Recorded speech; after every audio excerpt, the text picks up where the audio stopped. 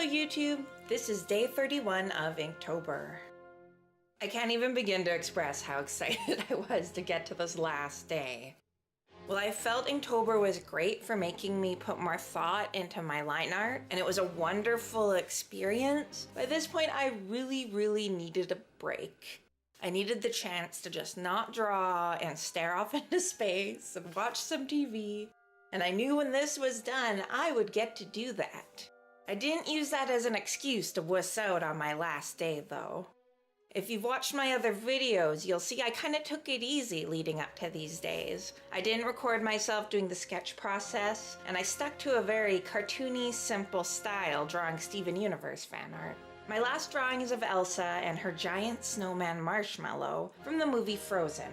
I thought it would be interesting to try and draw fan art based on characters who are 3D.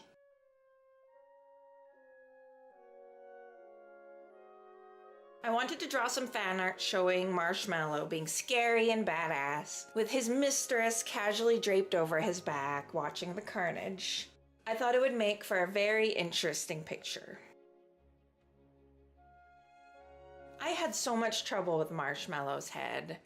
Drawing and redrawing, the size looked weird, it just looked weird in general. It wasn't until I got some teeth in there that it finally started to come together a little bit for me. I felt like his head would be my biggest problem area, so that was the first thing I added ink lines to. I kept them very thin, because as you may have noticed in other Inktober videos, when I'm uncertain of where lines should be thin and where they should be thick, I'm a big fan of outlining everything in the same sized thin line, and then adding the thicker lines later. I've mentioned before, this probably doesn't make for the most dynamic lines because despite my preference for this way of doing things, I do find the most emotion-filled lines are the ones that are done in one confident stroke. It was very interesting drawing Marshmallow, but his teeth and claws looked very off to me in the early stages.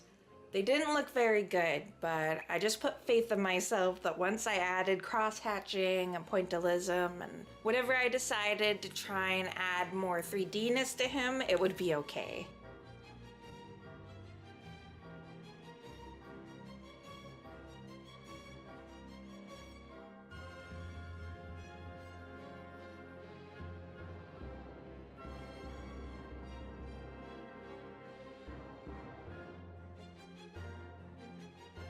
Once I had laid down all the thin lines, I erased them and started the task of thickening where appropriate. I outlined his head very thickly. I wanted it to grab attention. I wanted his roaring mouth to carry a lot of visual weight because I wanted people to hear him roaring when they looked at him. Also, getting his teeth looking right in front of his open mouth was my biggest concern for this picture, so I tackled that first. That way, if I screwed it up, at least I could start over without having had put too much work into it. That's also partly why I started inking Elsa next. I wish I'd done this drawing on a bigger piece of paper. They're so tiny that I was quite concerned I was going to smudge or mess up Elsa's face because in real life, it is so tiny. Given that I was drawing her in more of a simple anime style rather than an exact replication of her 3D self, though, I thought it turned out fine.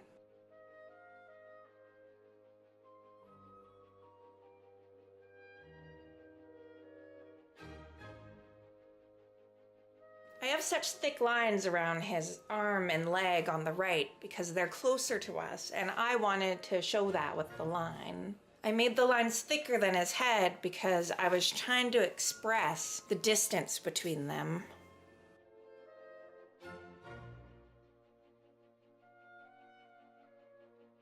It was really fun adding texture to Elsa's clothes. I thought it was important to add texture to her clothing first because I didn't want her to end up fading in the background of Marshmallow too much.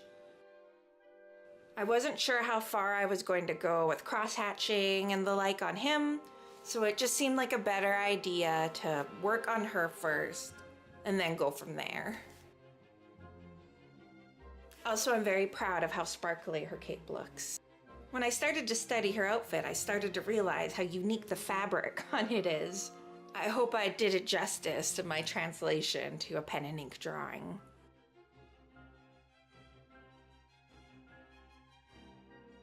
I also avoided doing any cross-hatching or pointillism on her hair or her skin because I knew her clothing and Marshmallow would be covered in cross-hatching and little dots. I wanted to find a way to make her skin, face, and hair different than everything else in the hopes of drawing a little bit more attention to them, even though they're such a small part of the drawing. There was something really satisfying about inking Marshmallow. It's just really nice to see the lines get thicker and thicker and come into their own. When I was inking his back arm and legs, I was very careful not to make them thicker than his head. I needed to show that they were behind and farther away than his head. I wanted the shadows on Marshmallow to be expressed solely by cross-hatching. As I added cross-hatching to the photo, I tried to think of the light source and the shapes I was trying to emphasize. Unfortunately, I didn't like how the cross-hatching turned out on his face. I think it looked better before. I guess I feel like filling up the space on his face took away from his loud roaring mouth. I'll keep that in mind if I ever draw him again. As I added cross-hatching, I also started thickening more lines around Marshmallow, like on the icicles on his back. I found that just adding texture lines was making them fade into the background too much. Plus, it might be hard to see, but I was trying hard to convey that the spikes on him are ice. So I would actually draw squares of pure white streaks in them that was supposed to represent ice. And then I would add little dots around in the shaded area to try and make it a little different from where his snow-covered body was. The cross-hatching in the darker areas have lines that are closer and more fitted together. I tried to express a lighter shadowed area by having the lines farther apart. Well, initially I just wanted the icicle areas to have dots. I found it looked too weird to me. To me, when I think of snow, I think of sparkles and little flecks of dots and shininess in the snow. It seemed really appropriate to start adding dots around the cross-hatched areas to soften the shadow and try and show a little texture on his body and show that he was made up of flecks of snow. I think it would be really interesting to try and do a color version of Marshmallow. It was so hard drawing something that's supposed to be completely white and expressing where all the shadows are and the different textures are. And that's the end of it. I'm so proud to have reached the end of this drawing challenge. Thank you for watching, and if you like this video, please like it and subscribe to my channel so you can see more. Thank you.